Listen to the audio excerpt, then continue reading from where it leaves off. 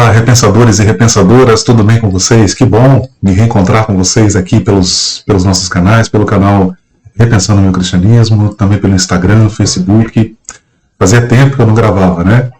Tenho me ausentado um pouquinho das mídias, mas é muito bom estar com vocês aqui de volta.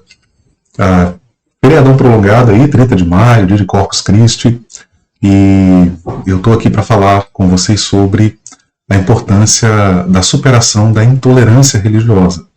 E esse é um problema que está presente nas religiões de modo geral, está presente em grupos não religiosos. Eu, durante algum tempo, pude dialogar com ateístas militantes através da internet, e visitando blogs, sites, e conversando mesmo, e a gente percebe que há muita intolerância.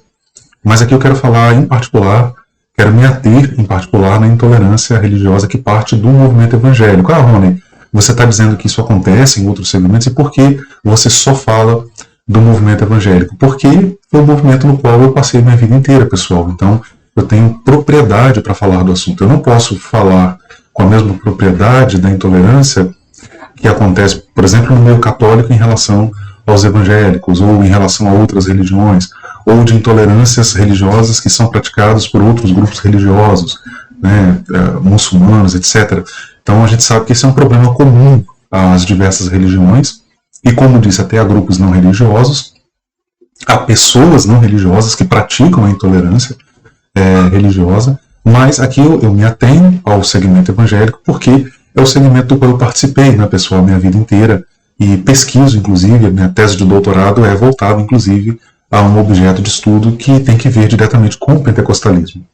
E a espiritualidade evangélica, a cultura religiosa dos evangélicos, ela é profundamente marcada por intolerância religiosa. O evangélico, ele tem uma dificuldade enorme de acatar a ideia. Eu falo porque, conversando com evangélicos, às vezes eu vi o desconforto que eu causava neles ao dizer o que eu vou dizer aqui, né? Que para muitos de vocês será algo absolutamente saudável e aceitável, mas para muitos evangélicos é uma ideia difícil de ser aceita. Você e eu, nós, não precisamos atacar outras crenças, outras práticas religiosas, não precisamos desqualificá-las para afirmar a nossa. Existe no imaginário do evangélico uma ideia de submissão das outras religiões ao cristianismo. A ideia de que o cristianismo tem que prevalecer, que diga-se de passagem, era uma ideia inclusive muito forte na Idade Média, e que ainda é muito presente no imaginário de muitos evangélicos. Mesmo que talvez eles não vão dizer isso de forma aberta, de forma explícita, mas a ideia subjacente é essa, de que o cristianismo tem que prevalecer porque ele é a única religião verdadeira.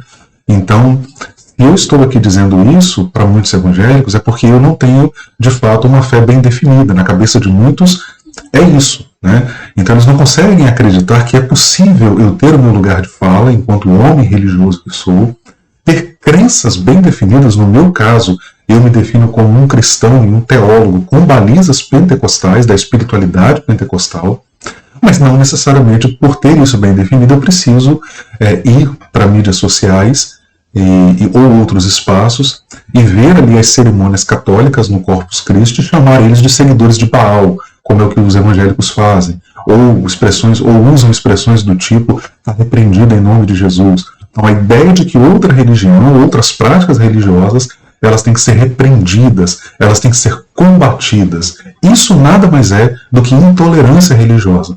Os evangélicos, de modo geral, são um povo muito intolerante. Muito intolerante. Um dia, eu criei um climão danado numa escola dominical, numa Assembleia de Deus da qual participei, quando eu disse para os irmãos ali presentes o seguinte: olha, quando eu passo e vejo um grupo de membros de uma religião afro praticando as suas oferendas, eu dou graças a Deus. Aí ficou aquele climão na sala, todo mundo olhou para mim, e eu disse o seguinte: olha, eu dou graças a Deus porque, conquanto o que eles fazem, conquanto no que eles acreditam, não seja a minha fé, não seja aquilo em que eu acredito, eu agradeço a Deus por poder conviver com eles, por poder viver num país onde eu, assembleano, quando era, né, posso vir aqui e praticar a minha escola dominical, e eles, enquanto praticantes de uma religião afro, podem ir lá fazer as suas oferendas. Que bom que nós vivemos num país que é aberto a isso, em que há espaço para essa pluralidade, para essa diversidade. O problema do fundamentalista é esse.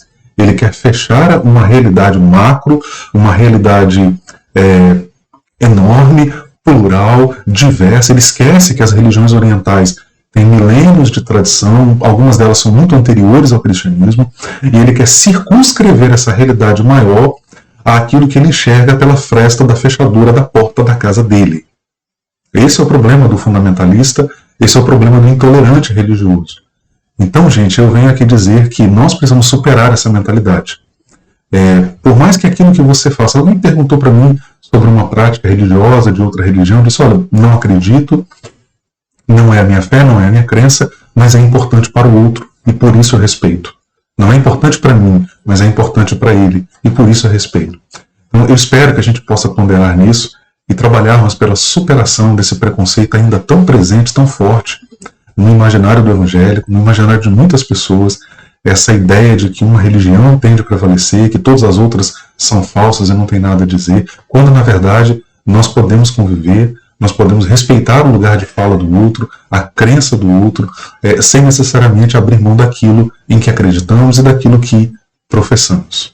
Eu falo a quem quer me ouvir.